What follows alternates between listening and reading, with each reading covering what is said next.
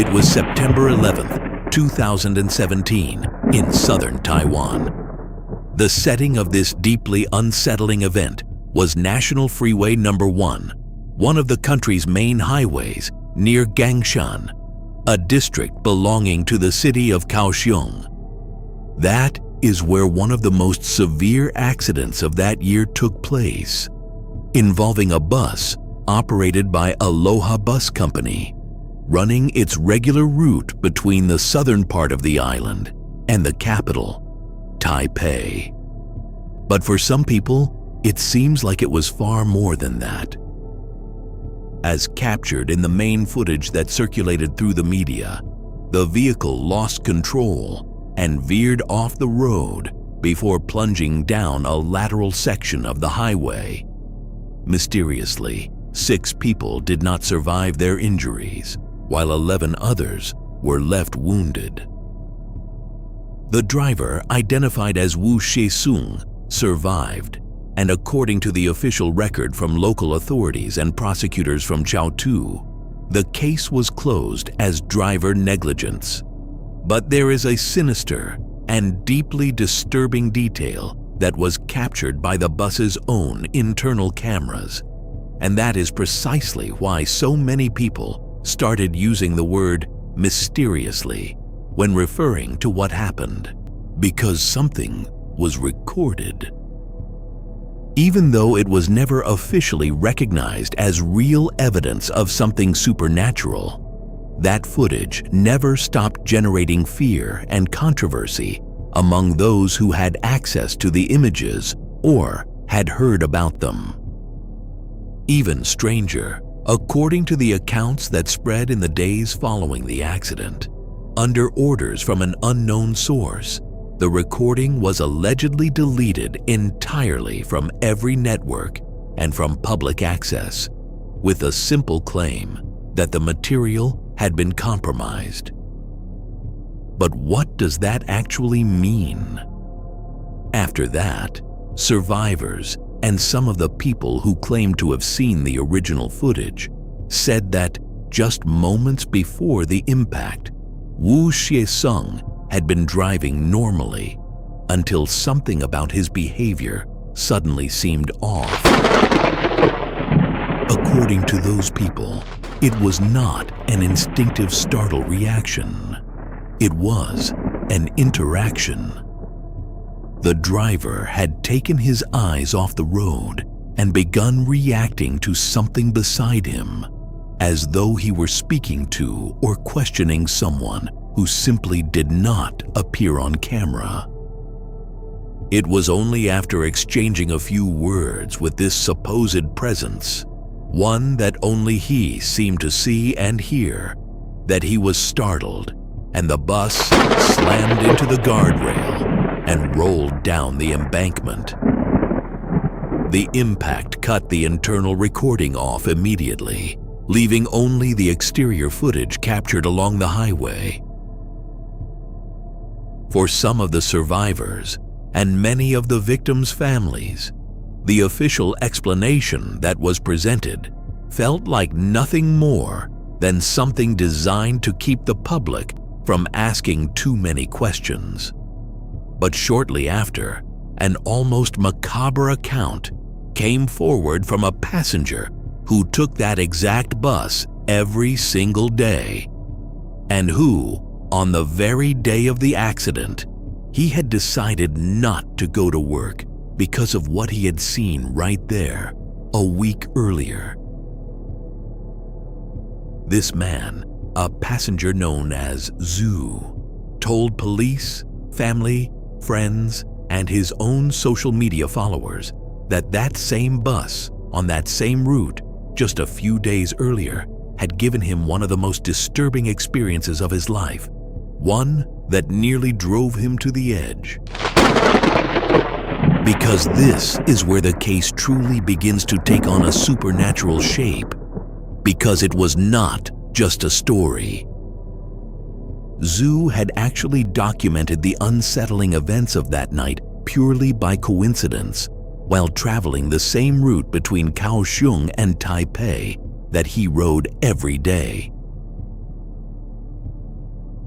According to the official record of Zhu's statement, on the late afternoon of September 4th, 2017, he boarded that Aloha bus as usual while heading home from work, just as he did nearly every single day, making his way from Kaohsiung to Taipei.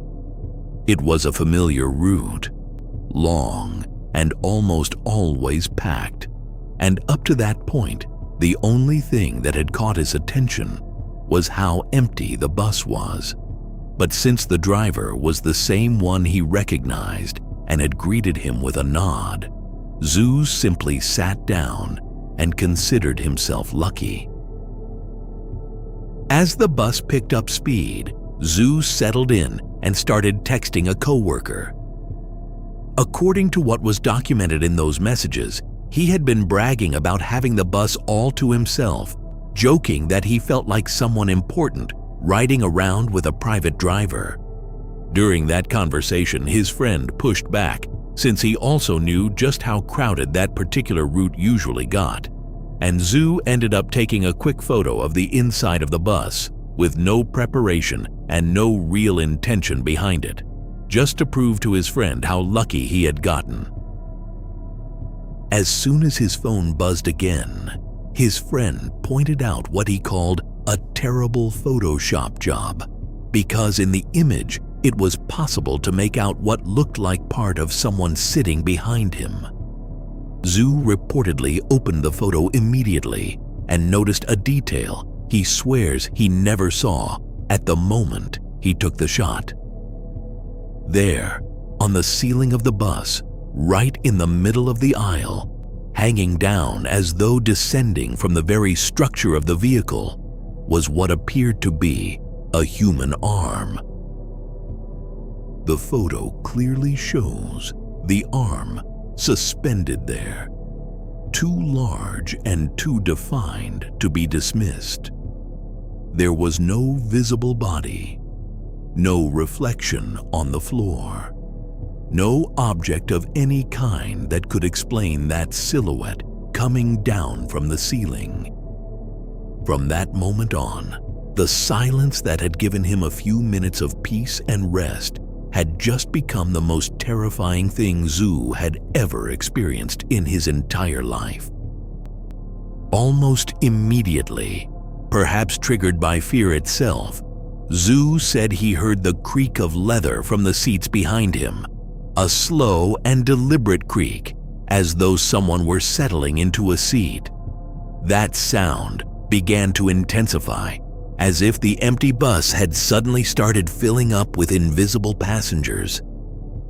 First, it was the specific sound of upholstery shifting and groaning, and then he said he started hearing fragments of random conversations that made no sense, not complete sentences, but words, laughter, muffled voices talking among themselves, laughing and seemingly celebrating something. When he heard the laughter, Zhu said he froze completely. His entire body went rigid, his breathing failed for a moment. He felt a bitterness spread through his whole mouth, and a strange sensation ran from his shoulders all the way down to his hands, like the tingling that follows an electric shock. He could not say whether it was fear, whether it was panic, or whether something had actually touched him. All he knew was that he was no longer in control of his own body in that moment. After that brief moment of terror that lasted only a few seconds, before he could even begin to process what was actually happening around him, the biggest shock of all arrived.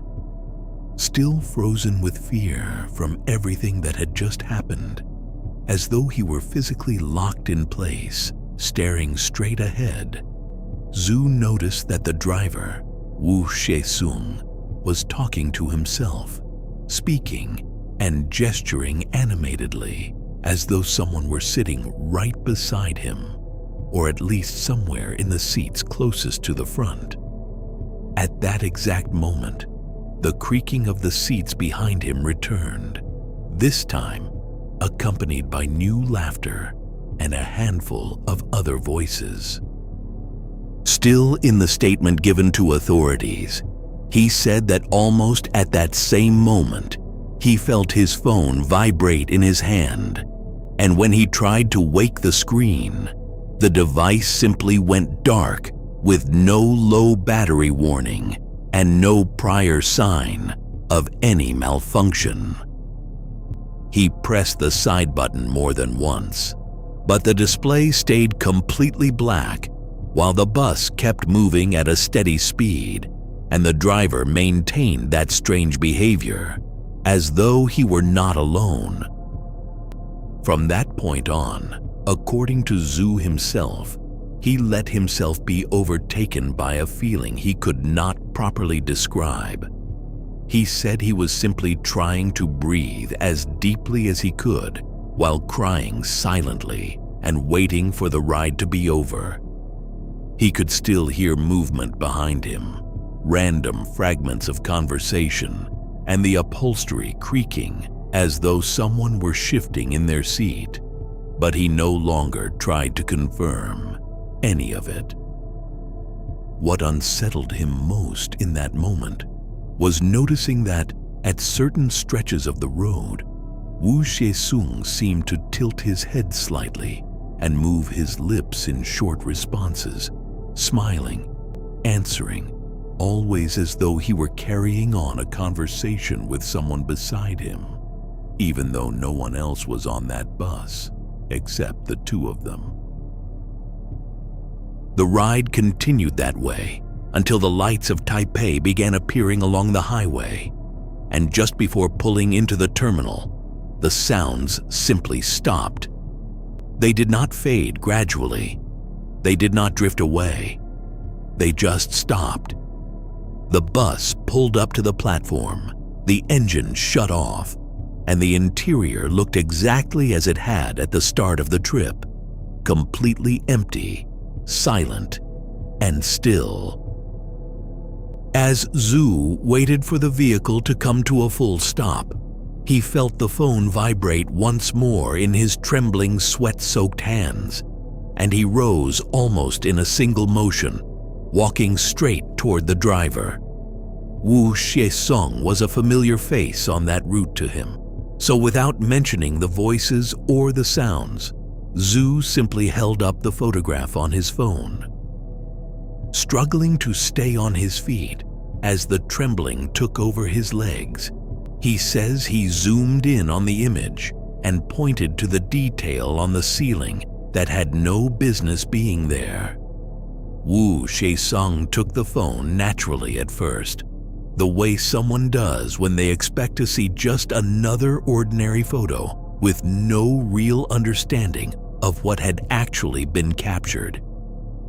But his expression changed the moment he zoomed in. Nothing about it was dramatic. No gasp, no visible shock, no exchange of looks. Zhu said that in the middle of an almost supernatural silence, all he noticed was a tremor taking over the driver's hands as he stared at the screen. Wu Hsieh-sung, a seasoned veteran of that road, spent a few seconds studying the image, brought his face closer to the screen, tilted his head slightly, and then handed the phone back. Zhu says that Mr. Sung, in a very quiet and reserved way, warned him that the photo should not be shown to anyone. He did not explain why in any clear terms, and he did not deny what was in the image. He simply said that sharing it would cause unnecessary problems and put his job at risk, and possibly something worse than that. What frightened Zhu most was not the request for silence itself, but the way it was delivered. He said it did not feel like the reaction of someone seeing something impossible for the very first time. It also did not feel like someone forcing composure, and even less like someone who considered the photo any kind of joke. It was hard to read. For a moment, Zhu had the sense that Wu wanted to say something more, as the driver held his gaze for a few seconds. But then he turned back toward the dashboard and began shutting down the vehicle's systems, as though closing the subject entirely.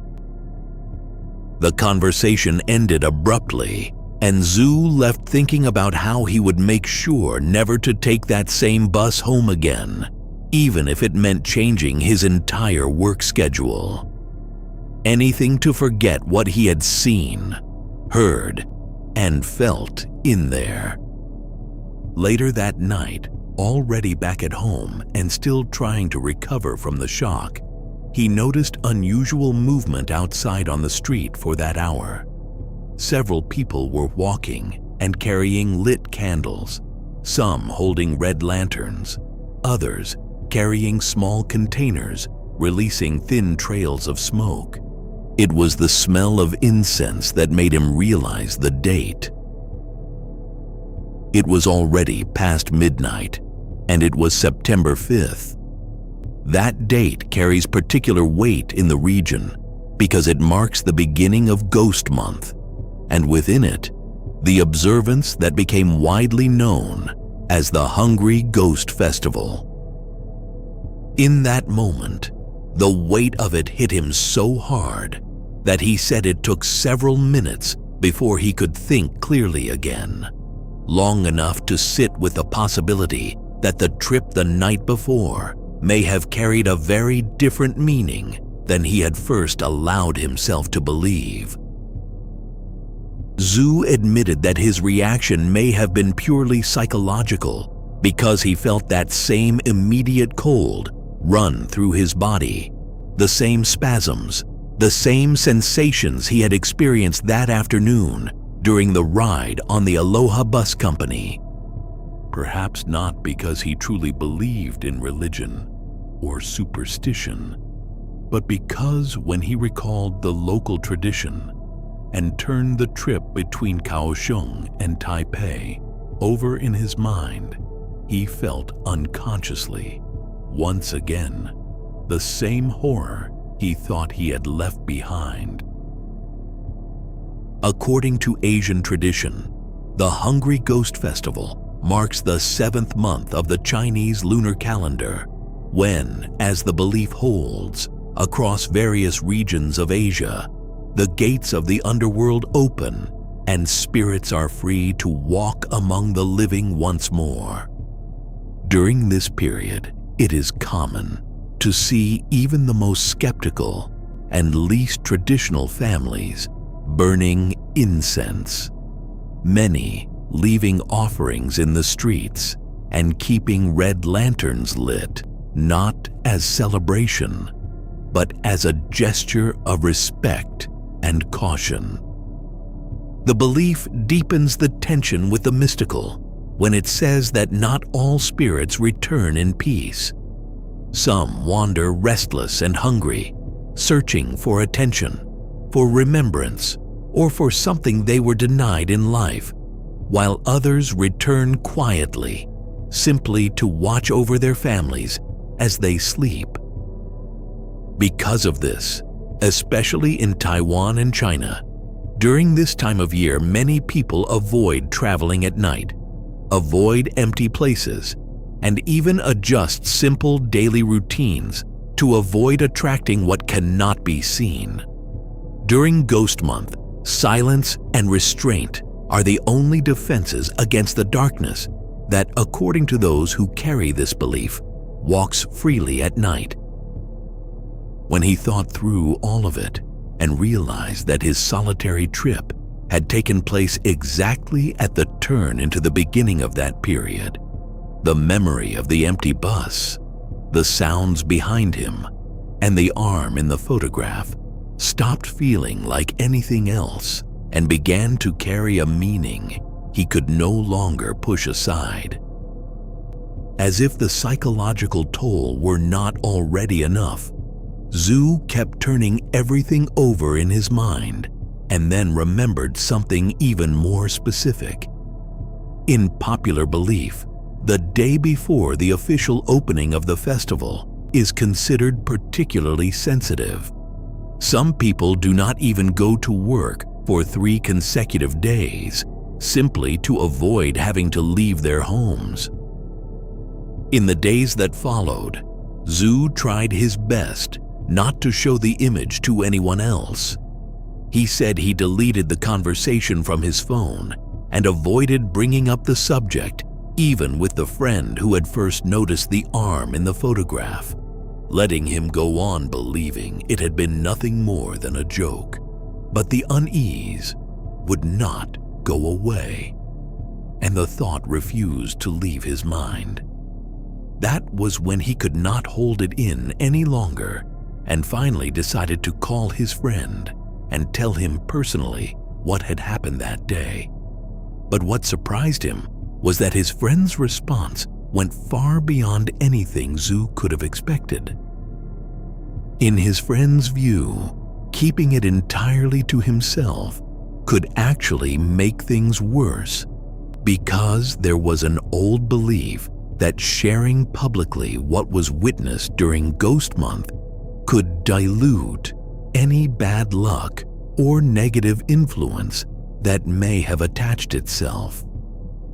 It is worth remembering that all of this took place within Asian culture, and for many of us these beliefs can sound overly mystical or even far-fetched, but that is not quite the right way to look at it. The ancient wisdom that comes from the East carries an almost boundless depth when it comes to the spiritual world. But unfortunately, many of us remain deeply skeptical, and that skepticism is often exactly what creates the opening for things to go wrong.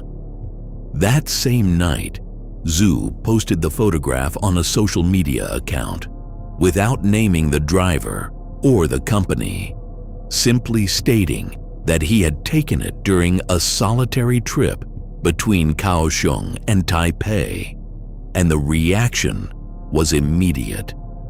Within a few hours, the image began spreading through local groups. People were zooming in on the detail on the ceiling, adjusting the contrast, debating the shape of the arm. Some said it was an obvious edit, while others insisted it was clearly a presence of some kind. What Zhu had not anticipated was the shift in tone among the private messages. Strangers began writing to say he should not have posted it. Others claimed the image could attract unwanted attention. Some told him he needed to take it down before something worse happened.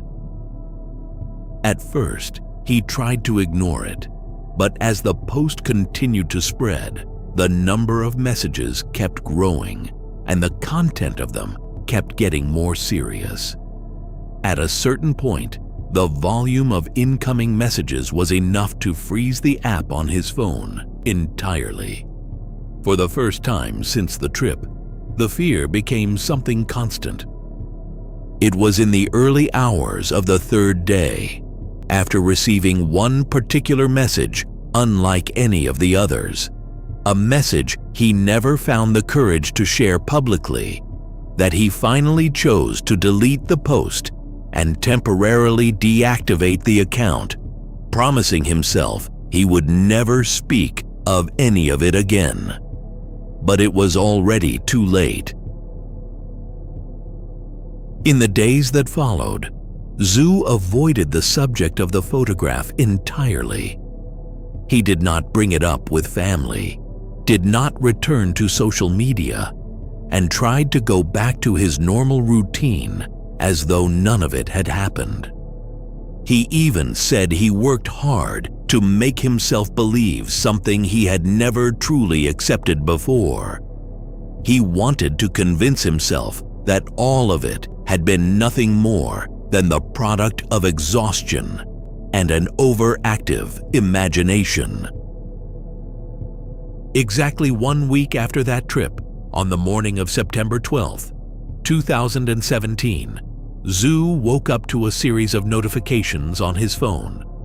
A serious accident had occurred on National Freeway Number 1 the night before, near Kaohsiung, and an Aloha Bus Company bus had lost control, causing a crash in which 6 people died, 11 were injured, and the driver mysteriously survived. When he saw the image of the vehicle displayed in the news report, his stomach dropped, because it was not just the same model of bus.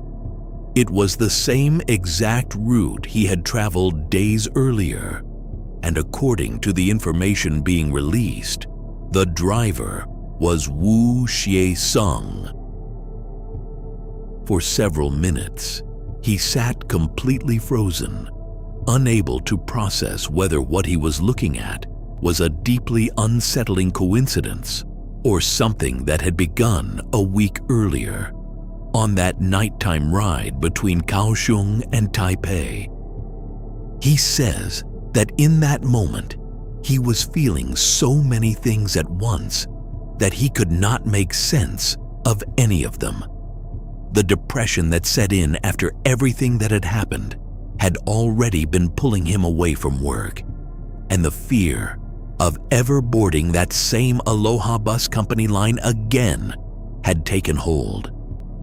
But in that instant, he realized that the very fear that had kept him away had also blessed him with the greatest stroke of luck of his life. But none of that was enough to quiet the fear Zhu still carried. If anything, it made it worse. Hours later, a clip from the internal recording of the final seconds before the impact began circulating online, and it was there that the case stopped being merely a sequence of uncomfortable events and became something far more difficult to explain. The clip that surfaced showed only a few seconds before the impact. The internal camera was recording the front section of the bus, while the driver navigated normally in a straight line, with no mechanical failure and nothing unusual about his behavior until that very second. It was Wu Hsieh-sung's behavior in those final moments that disturbed everyone who watched. Approximately 4 seconds before the crash, he tilted his head slightly to the right and appeared to be talking, exactly as Zhu had described, as though someone were sitting beside him that no one else could see. Seconds later, the steering wheel jerked sharply. The bus struck the guardrail, and the recording cut off immediately at the moment of impact. No one can truly confirm what happened from that point forward. The video was taken down shortly after, according to reports, under the claim that an investigation was ongoing. Even so, fragments kept circulating in forums and private groups, always carrying the same question. Who was he talking to? Zhu said that when he watched that footage, he did not feel surprise. What he felt was recognition. It was only when he saw those tragic images on television that he understood he had genuinely lived through something supernatural and that he had not been losing his mind. Officially, the case was closed and treated as just another accident on a busy highway, another statistic that fades with time. But stories like this one do not belong to any single country, any single culture, or any specific month on the lunar calendar. Similar accounts surface in different parts of the world, always with small variations, always involving someone who reacts to something invisible, someone who sees what should not be there, or someone who simply vanishes after telling others what they witnessed. Most of these stories never gain traction, are never investigated beyond the bare minimum, and never cross the line of what can be explained away as coincidence or human error. Maybe all of it is just the mind building something out of nothing, collective fear, tradition, and superstition. Or maybe there is a parallel world that crosses through our daily lives every single day, without us ever being able to notice. Beyond the question of who Wu Hsieh-sung was talking to, the question that lingers is how many cases like this one are buried before they are ever truly understood. Do you believe in this hidden world? One with the capacity to interact with ours, to influence it, and perhaps even to control it? If you feel comfortable sharing your own story with us, send your account to our email and help us warn the world about what we choose to ignore out of fear or by order of those who govern us.